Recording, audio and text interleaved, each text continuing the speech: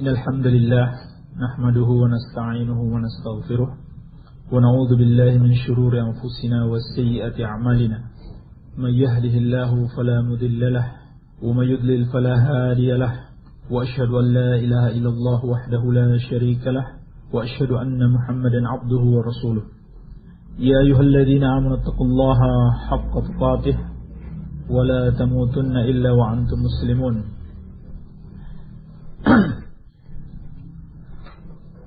اللهم صل على محمد وعلى آل محمد كما صليت على إبراهيم وعلى آل إبراهيم إنك حميد مجيد. إخواني في الدين rahimani wa rahimakumullah. Kita bersyukur kepada Allah tabaraka wa taala yang pada malam hari ini telah memberikan kita satu kenikmatan yang amat besar, yaitu kita dikumpulkan dalam satu majelis untuk mempelajari dan memikirkan tentang ayat-ayat Allah Subhanahu wa taala dan hadis-hadis Rasulullah sallallahu alaihi wa ala alihi wasallam di satu majelis ilmu yang dikatakan oleh Rasulullah sallallahu alaihi wasallam bahwasanya apabila seorang menuntut ilmu, maka itu akan menjadi salah satu jalan baginya ke surga Allah Subhanahu wa taala. Dalam riwayat Muslim kata Rasulullah sallallahu alaihi wasallam, "Man salaka tariqan yaltamisu fihi ilman, sahhalallahu lahu bihi tariqan ilal jannah." Kata Rasulullah sallallahu alaihi wasallam, barang siapa yang menempuh satu jalan dalam rangka menuntut ilmu, maka Allah Subhanahu wa taala akan memudahkan baginya untuk masuk ke dalam surga. Maka ini adalah nikmat yang sangat besar yang patut kita syukuri, sehingga kita bersungguh-sungguh di dalam menuntut ilmu, kemudian kita mengamalkannya dan kita menyebarkannya. Baik, pada pertemuan yang lalu telah dijelaskan tentang pentingnya berdakwah, bahwasanya dakwah itu adalah kewajiban, bahkan kewajiban yang sangat mulia dilakukan oleh manusia-manusia yang paling mulia, manusia-manusia hamba-hamba Allah Subhanahu wa taala yang paling takwa dan paling dicintai oleh Allah tabaraka wa taala, yaitu para nabi dan rasul. Maka pada malam hari ini insyaallah saya ingin menyebutkan tentang beberapa permasalahan yang berhubungan dengan dakwah.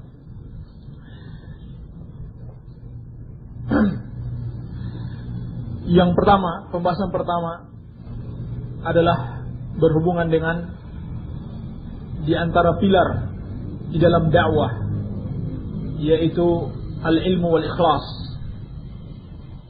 Disebutkan oleh Allah Subhanahu wa taala di dalam surat Yusuf ayat ke-108.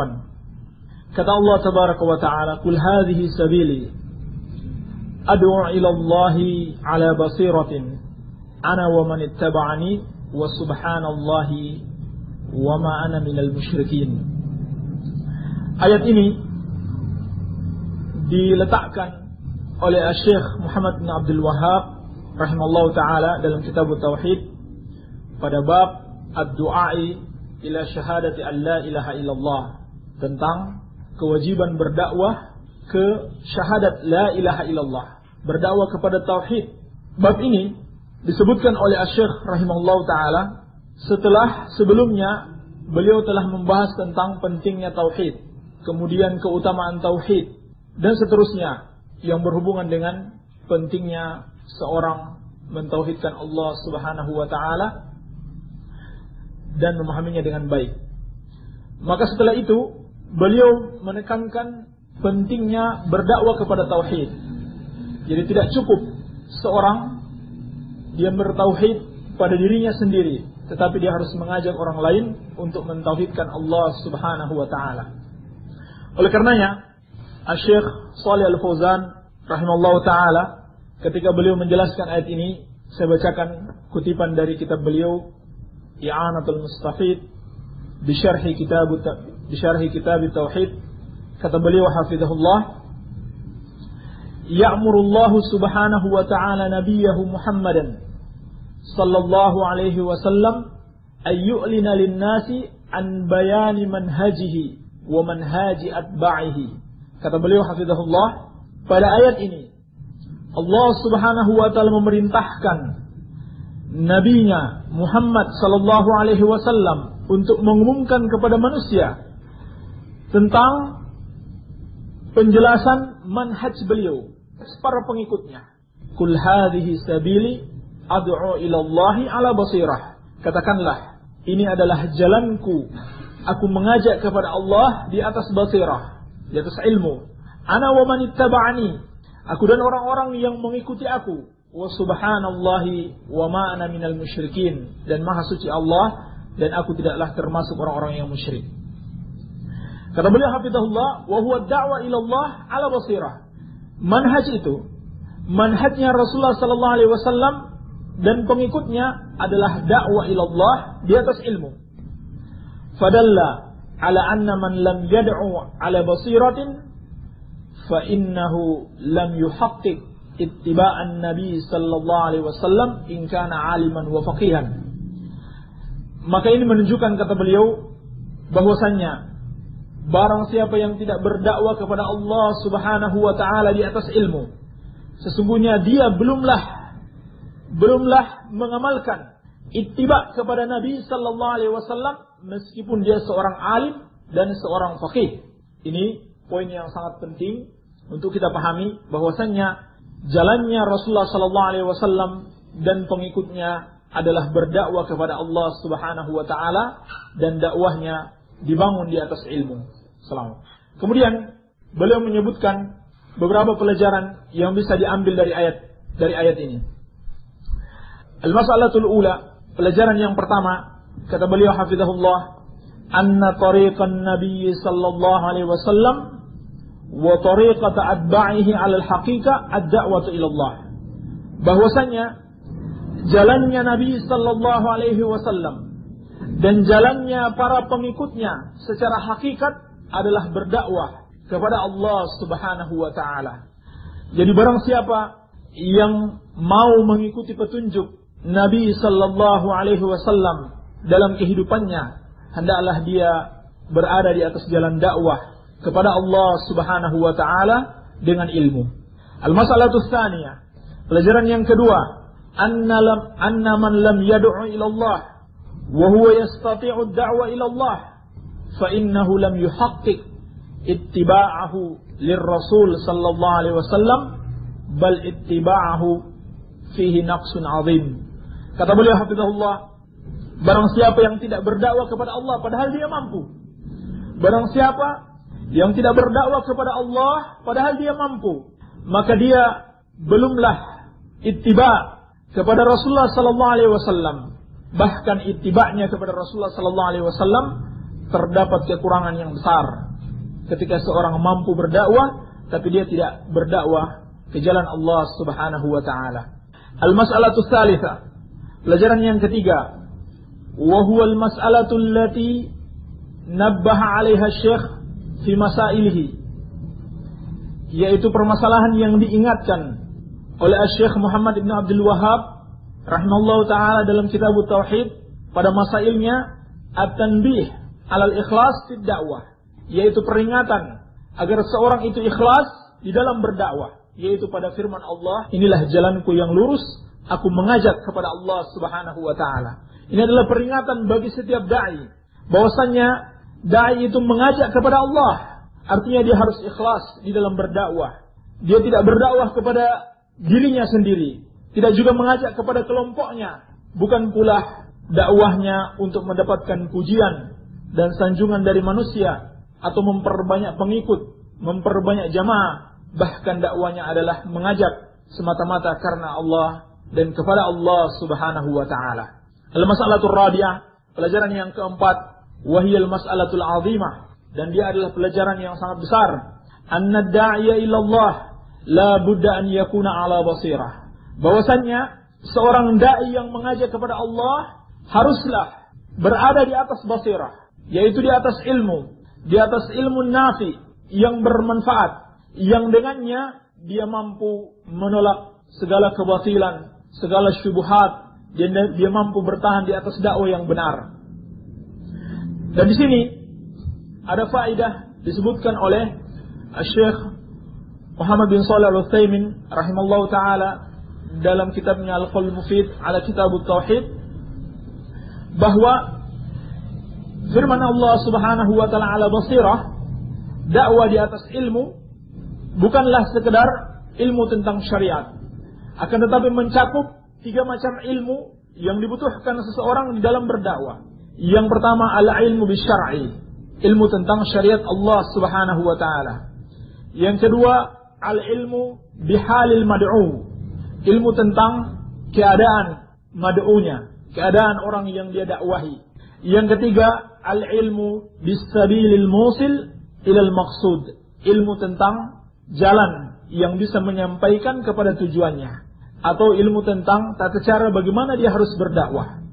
Maka 3 macam ilmu ini harus dimiliki oleh seorang da'i sebelum dia berdakwah kepada Allah Subhanahu wa taala. Adapun ilmu tentang syariat, maka ini sudah jelas. Tidak boleh seorang da'i meskipun dia ahli ibadah, tetapi dia jahil, tidak boleh dia berdakwah kepada Allah Subhanahu wa taala.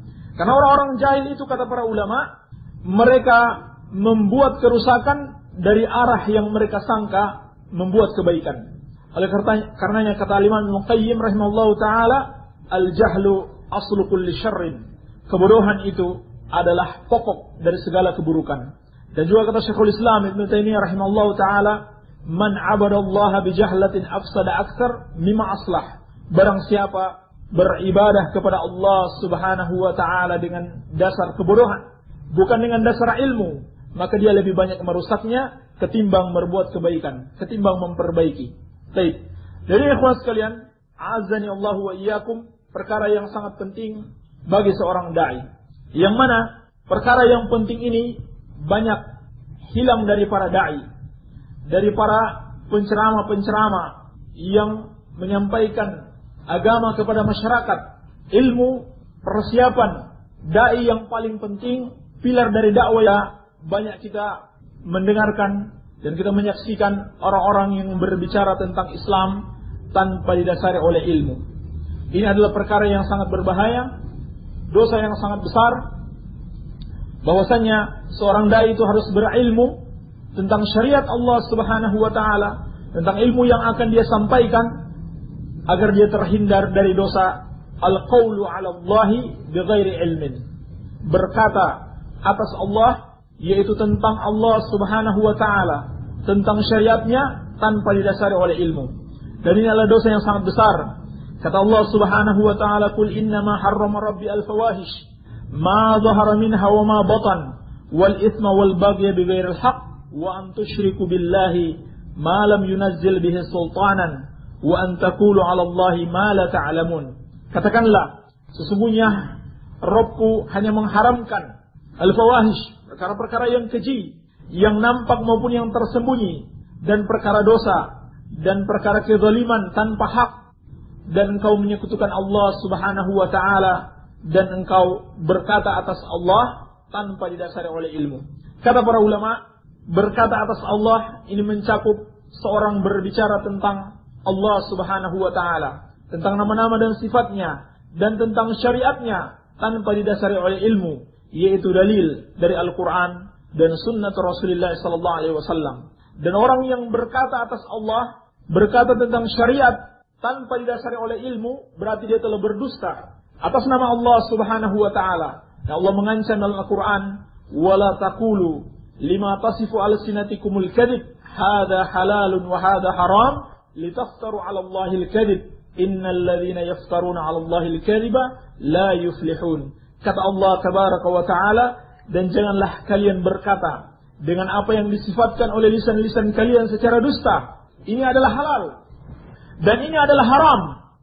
Ya, untuk kalian membuat-buat kedustaan atas Allah Subhanahu wa taala. Seorang yang mengatakan ini halal, ini haram tanpa didukung dengan dalil, berarti dia berbuat kedustaan atas Allah Subhanahu wa taala. Dan Allah berfirman, innal ladzina yaftaruna 'ala Allahil kadhiba la yuflihun. Sesungguhnya orang-orang yang membuat-buat kedustaan atas Allah Subhanahu wa taala, mereka tidaklah beruntung. Ini penting bagi seorang dai berbekal dengan ilmu syar'i, dan tidak cukup sampai di situ, dia juga harus memiliki ilmu tentang halul mad'uin, tentang keadaan orang-orang yang dia dakwahi. Dan ini perkara juga yang sangat penting sekali, karena bisa jadi kita menyampaikan sesuatu tidak cocok dengan orang yang disampaikan, malah itu akan membuat fitnah dan membuat dia mendustakan Allah Subhanahu wa taala dan Rasulnya hanya karena kita tidak mengerti keadaannya. Dan Rasulullah sallallahu alaihi wasallam orang yang sangat mengerti, yang mengilmui tentang keadaan mad'unya. Oleh karenanya di antara persiapan atau nasihat-nasihat yang diberikan kepada para dai yang diutus oleh Rasulullah sallallahu alaihi wasallam, beliau memberitahukan keadaan objek dakwah, keadaan orang-orang yang akan dia dakwahi. Sebagaimana Rasulullah sallallahu alaihi wasallam dalam riwayat Bukhari, maka beliau mengatakan kepada Mu'adz, innaka sata'ti qauman min ahli kitab. Sesungguhnya engkau akan mendatangi satu kaum dari kalangan ahli kitab. Ini tidak sekedar disampaikan oleh Nabi sallallahu alaihi wasallam begitu saja, tetapi dengan maksud agar Mu'adz ini bersiap-siap apa yang harus dia siapkan untuk menghadapi ahlul kitab. Berbeda ketika dia menghadapi kaum muslimin, menghadapi orang yang awam, yang sangat bodoh, yang lebih tidak mengerti daripada ahlul kitab. Ya, ahlul kitab orang-orang yang memiliki ilmu, maka harus dipersiapkan apa-apa yang bisa memperkuat hujah untuk menghadapi mereka. Baik, ini sebagai contoh bahwasanya Rasulullah sallallahu alaihi wasallam mengerti hal mad'ui.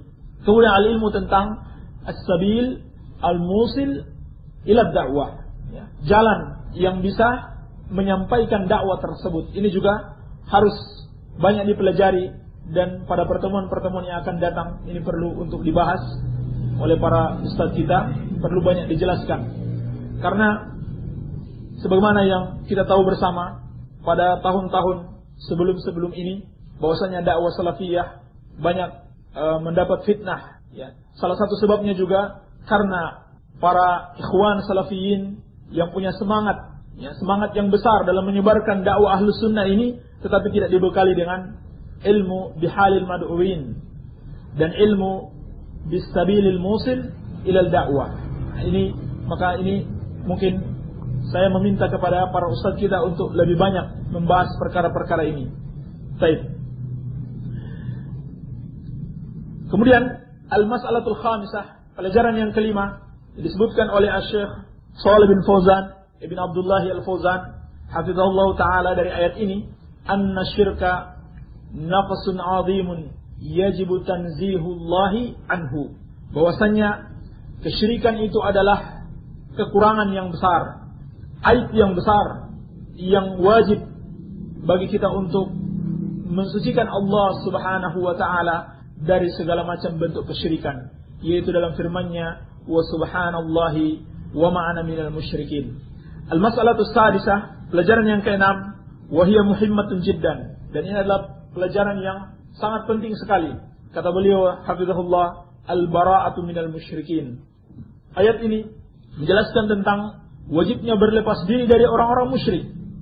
Falladhi yad'u ila Allah, maka orang yang mengajak kepada Allah, bal wa kullu muslim, bahkan setiap muslim, lakinnal ladzi yad'u ila Allah min babi aula, akan tetapi orang yang mengajak kepada Allah itu lebih utama lagi, ya, lebih afdal lagi, lebih harus lagi, li'annahu qudwa, karena dia adalah teladan. Yajibu alaihi ay yatabarra'a minal musyrikin, wajib baginya berlepas diri dari orang-orang musyrik, li'annahum a'da'ullah, karena mereka adalah musuh-musuh Allah, wa'da'u rasulihi wa'da'ul mu'minin, dan musuh-musuh rasulnya dan musuhnya orang-orang yang beriman.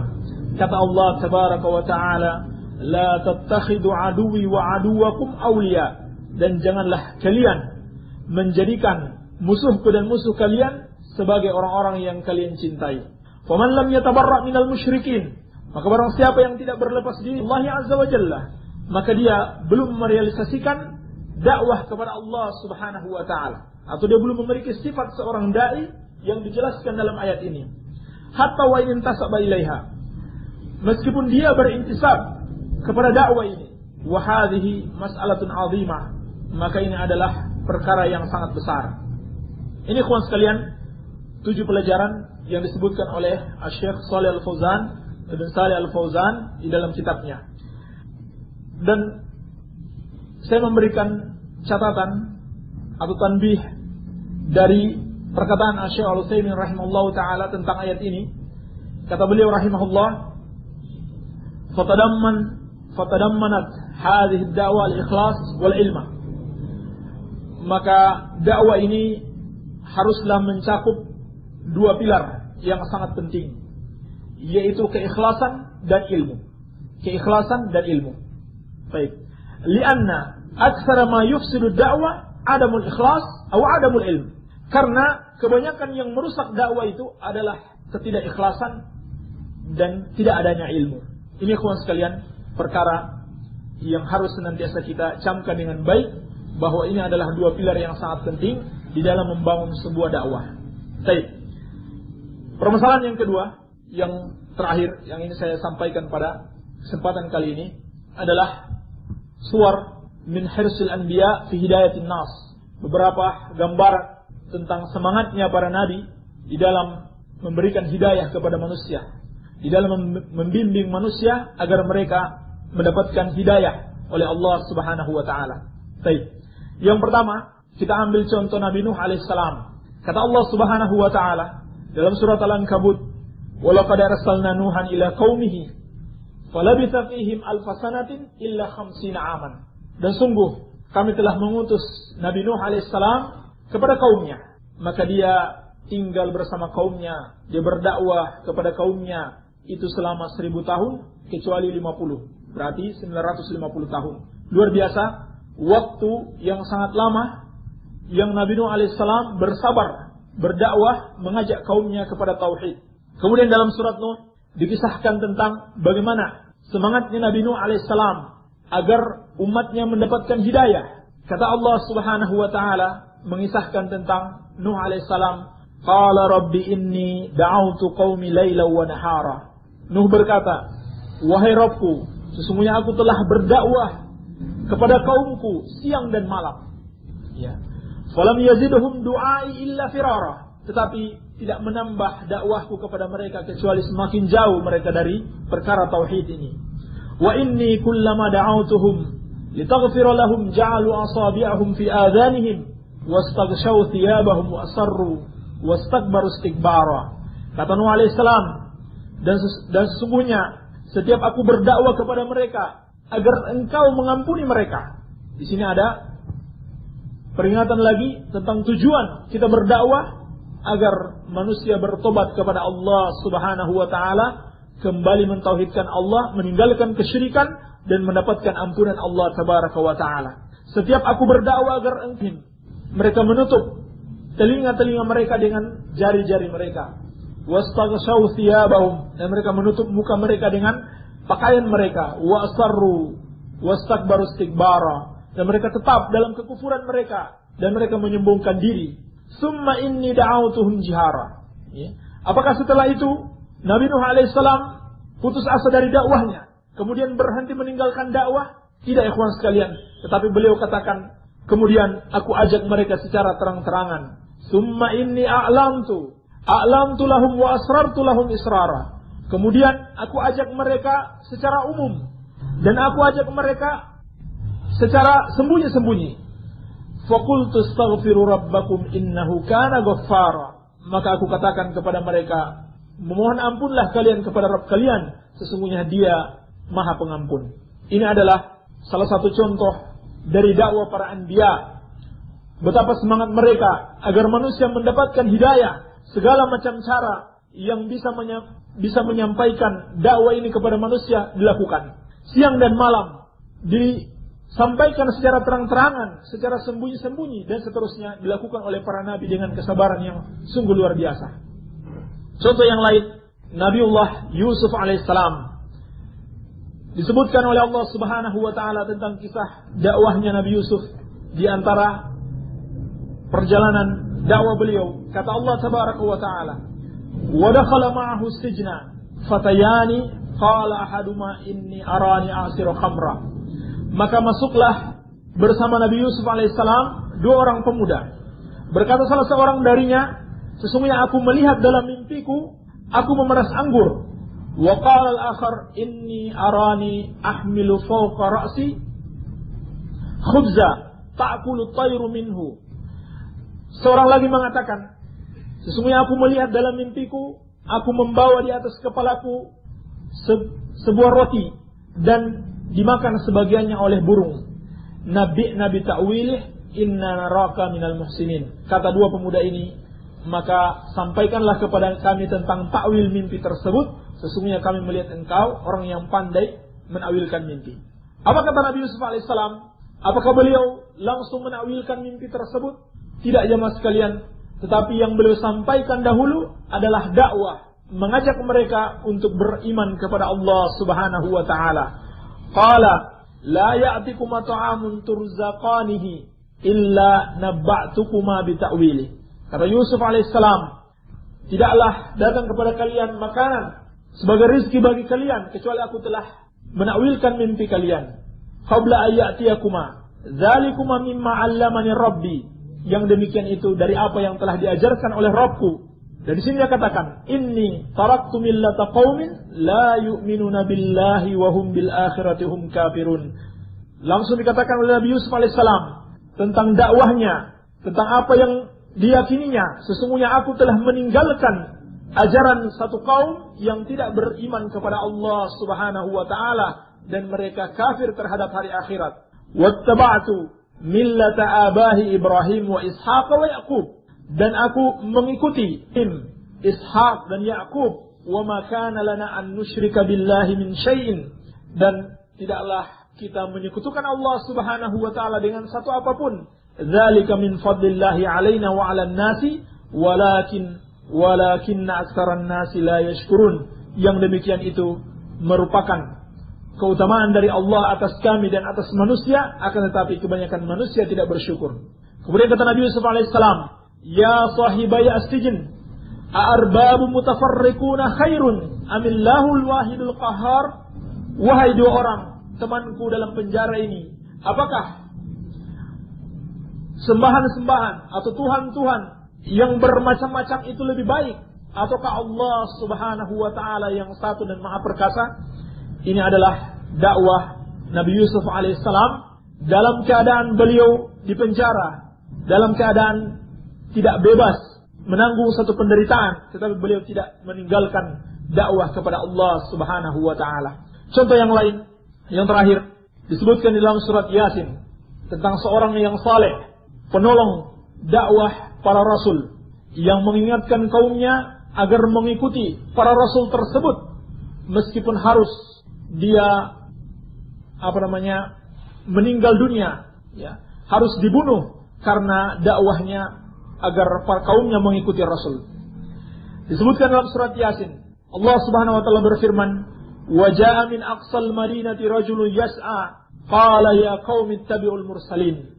Dan datanglah dari sudut kota seorang laki-laki, dia mengatakan, "Ya qaumi ittabi'ul mursalin." Wahai kaumku, ikutilah utusan-utusan Allah Subhanahu wa taala. Ikutilah para rasul. Ittabi'u man la yas'alukum ajra wa hum muhtadun. Ikutilah mereka yang tidak meminta dari kalian imbalan dan mereka adalah orang-orang yang mendapatkan petunjuk. Wa ma li la a'budu alladhi fatarani wa ilaihi turja'un. Bagaimana aku tidak beribadah kepada Zat yang menciptakan aku dan kepadanya lah kalian akan dikembalikan. A'attakhidhu min dunihi aliha iyuridinir rahmanu bidurrin la tughni anni syafa'atuhum syai'an wa la yunqidhun. Andai kata aku mengambil selain Allah Subhanahu wa taala selain sesembahan, maka jika Allah Subhanahu wa taala menginginkan keburukan kepadaku, maka syafaat-syafaatnya, sembahan-sembahan selain Allah tidaklah bermanfaat kepadaku sedikit pun, dan tidaklah mereka mampu menyelamatkan aku. Ini menunjukkan yang dia sampaikan adalah dakwah tauhid. Inni idzal lafi dhalalim mubin. Kalau aku mengambil sesembahan selain Allah, maka aku kalau begitu berada dalam kesesatan yang nyata. Inni amantu bi rabbikum fasma'un. Sesungguhnya aku telah beriman kepada Rabb kalian, maka dengarkanlah. Ini katakan kepada para rasul. Qila dukhulil jannah. Qala ya laita qaumi ya'lamun. Maka dikatakan kepadanya, masuklah ke dalam surga. Apa jawabnya? Ya laita qaumi ya'lamun. Andai kata kaumku mengetahui, bima ghafara li rabbi wa ja'alani minal diampuni oleh Allah Subhanahu wa taala, wa ja'alani minal mukramin, dan aku dijadikan sebagai orang-orang yang mulia. Disebutkan oleh para ulama tentang laki-laki ini, namanya adalah Habib atau Khubayb, bahwasanya beliau mengajak kaumnya untuk mengikuti para rasul yang diutus. Beliau bukanlah seorang nabi, bukan pula seorang rasul, tetapi dia adalah penolong para nabi dan rasul, mengajak kaumnya untuk beriman kepada para nabi dan rasul. Tetapi apa yang dilakukan oleh kaumnya, dia malah disakiti, bahkan dibunuh. Disebutkan oleh Qatadah sebagaimana yang dinukil oleh Al-Imam Ibnu Katsir rahimahullahu taala dalam tafsirnya, ja'alu yarjumunahu bil hijarah. Ketika dia mengajak kaumnya untuk beriman kepada para rasul yang diutus kepada mereka, mereka malah merajamnya dengan batu, melemparnya dengan batu. Dalam keadaan seperti itu, apa yang dia katakan? Allahumma hdi qaumi fa innahum la ya'lamun. Dalam keadaan dia dilempar dengan batu, apa yang dia katakan? Ya Allah, berikanlah hidayah kepada kaumku, sesungguhnya mereka adalah kaum yang tidak mengerti. Sampai dia mati dan dia dimasukkan ke dalam surga oleh Allah Subhanahu wa taala. Ketika Allah mengatakan kepadanya, qila dukhulil jannah, dikatakan kepadanya, masuklah ke dalam surga. Apa yang dia katakan? Dia masih menginginkan agar kaumnya mendapatkan hidayah. Dia katakan, ya laita qaumi ya'lamun.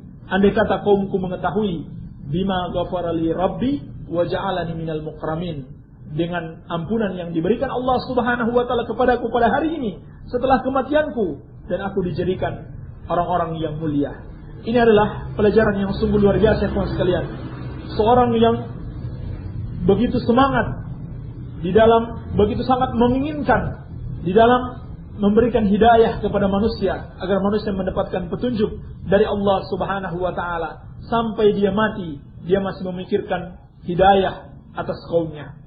Dan tentu saja teladan yang paling besar bagi kita adalah Rasulullah sallallahu alaihi wa ala alihi wasallam.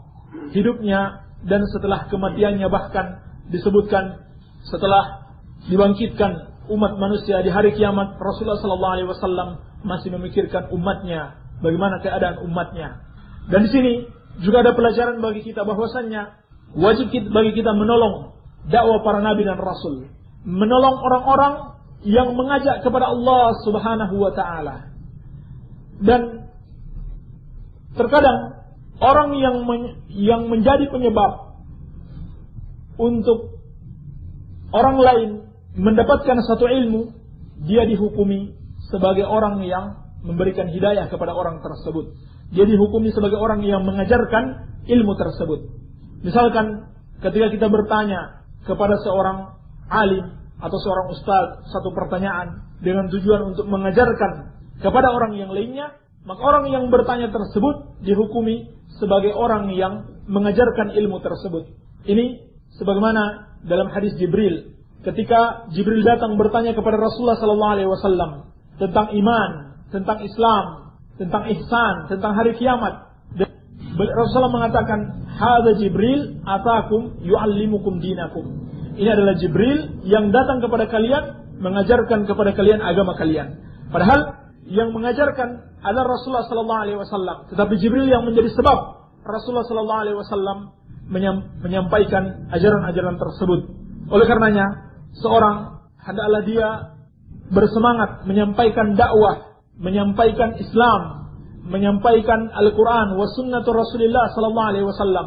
Kalau dia tidak mampu, minimal dia menjadi sebab, menjadi sebab seorang untuk bisa hadir di majelis ilmu, yang dengannya dia bisa mendengarkan penjelasan dari Al-Quran dan sunnatu Rasulullah sallallahu alaihi wa ala alihi wasallam. Kawan sekalian, ini yang bisa saya sampaikan pada malam hari ini. Mudah-mudahan ada manfaatnya. Lebih dan kurangnya saya mohon maaf. Subhanaka Allahumma bihamdika asyhadu an la ilaha illa anta astaghfiruka wa atubu ilaik. Wa sallallahu ala nabiyyina Muhammadin wa alihi wasallam. Wa akhiru da'wana alhamdulillahi rabbil alamin.